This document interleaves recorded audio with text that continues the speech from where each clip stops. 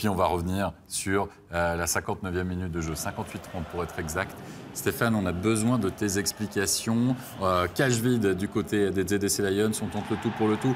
Un puck qui arrive, qui tutoie la ligne de but. On lève les gants du côté de Zurich en croyant au but. Et finalement, Leonardo Giannoni qui va récupérer ça. La cage qui va être déplacée, on va aller voir là aussi la vidéo. Pourquoi peut-on aller voir la vidéo? Ben là, la décision, c'est Tobias Verly qui est là, numéro 77, arbitre qui est Jeux olympiques, championnat du monde et tout ce que vous voulez. Donc là, il est un petit peu loin de l'action. Et là, on va aller voir. Quand on voit la vidéo, on va voir si le puck a franchi la ligne. Alors là, on voit que le puck n'a pas franchi la ligne. Si vous regardez ça bêtement, le puck n'a pas franchi la ligne.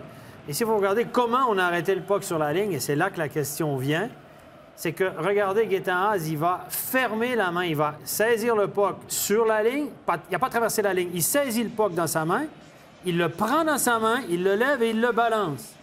Et ça, c'est penalty. C'est clair. Si vous gelez le puck, vous couvrez le puck dans la cage du gardien avec le gant, la jambière, n'importe quoi, ou si vous fermez la main sur le puck dans le territoire du gardien, c'est penalty.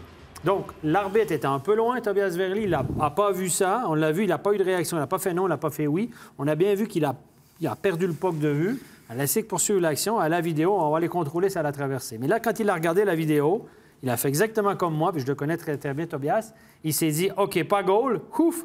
Par contre, j'ai raté un penalty. C'est quand même une non-décision, j'ai envie de dire, sur le moment, qui est lourde de conséquences, on est d'accord. On ne peut pas la donner sur la base de la vidéo. On ne peut pas donner penalty quand on le voit à la vidéo. Ça, on est d'accord. Le règlement ne le permet pas. Clair et net, Clair. Même s'il le voit à ce moment-là. Donc ça veut dire qu'il aurait dû faire quoi? Et pourquoi il n'y a pas péno, par exemple? Parce qu'il ne l'a pas vu sur la glace en live. Puis qu'est-ce qu'il aurait dû faire, l'ami Tobias? L'ami Tobias, il aurait dû siffler tout de suite au moment où Haas prend le puck dans sa main, le balance. S'il l'avait vu, oui, mais comme il ne le voit pas. Par contre, pour le voir, est-ce qu'il aurait peut-être pas dû faire un 2, 3, 4 mètres de plus, puis aller directement le nez sur le filet pour voir ce qui se passe? Comme il l'a fait très bien. Des fois, il est comme ça, il fait l'équilibriste sur le goal. Là, ça aurait été le bon soir pour faire ça. Ça aurait été le bon soir pour faire un peu de cinéma. Là, mais là, il s'est approché, il y a comme des joueurs qui ont passé. Moi, je focalisais sur son geste, je regardais, parce que j'ai vu les joueurs de Zurich monter les bras.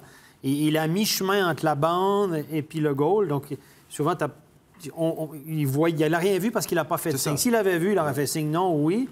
Mais là, il n'a pas fait de signe. Tout ce qu'il a fait, c'est comme ça. Est-ce qu'il ne peut pas les se renseigner? Enfin, je veux dire, ils sont 4 sur la glace. Il ne peut pas les se renseigner quand même parce qu'il ne se dit pas comment le puck n'est pas allé au but. C'est ça. Moi, je me dis, moi, je suis désolé.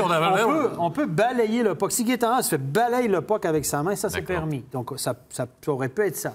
Mais là, sur le cas actuel, il n'y a personne qui peut l'aider. Strictement personne. Les juges de ligne sont à la ligne bleue. Peut-être sont en train de foncer dans le paquet. Ils n'ont pas de vue.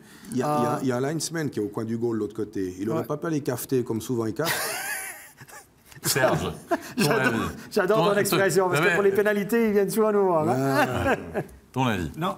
Mon avis, mais je pense que justement, l'arbitre Verly, ce soir, a fait 2 découvertes quand il allait voir la vidéo. Une heureuse que le puck n'était pas rentré, qui a eu raison sur l'action, et une malheureuse qui s'est dit « Aïe, aïe, là, ça va pas bien. » C'est exactement ça. C'est exactement ça, mais Steph, c'est quand même terrible parce que, soyons honnêtes, OK, d'accord, il prend le puck, Gaétan Haas, il prend le puck. S'il prend le puck sur la 2e ligne, c'est goal. C'est goal parce que le puck aurait traversé la ligne. Le gars, il aurait donné goal, ils auraient dit ouf, OK, il y a pénalité. On aurait raté. Il aurait fait encore un plus gros ouf. Mais moi, j'imagine, Brent Traber était au match. Vas-y, ça. Par contre, qu'est-ce qui aurait pu arriver, c'est une fois que les 4 arbitres se réunissent avant que les 2 arbitres en chef aillent voir la vidéo et puis ils se disent oh, attention, là, il y a Gaétan Haas qui a fermé la main sur le puck.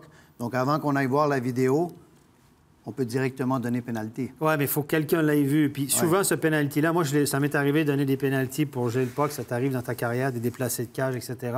Ça, c'est où tu le vois ou tu le vois pas. Hein, parce que tu peux pas dire... Des fois, tu dis, c'est passé quelque chose, mais c'est trop tard après revenir, etc. Mais moi, j'imagine la scène. Brent Traber était au match, chef des arbitres.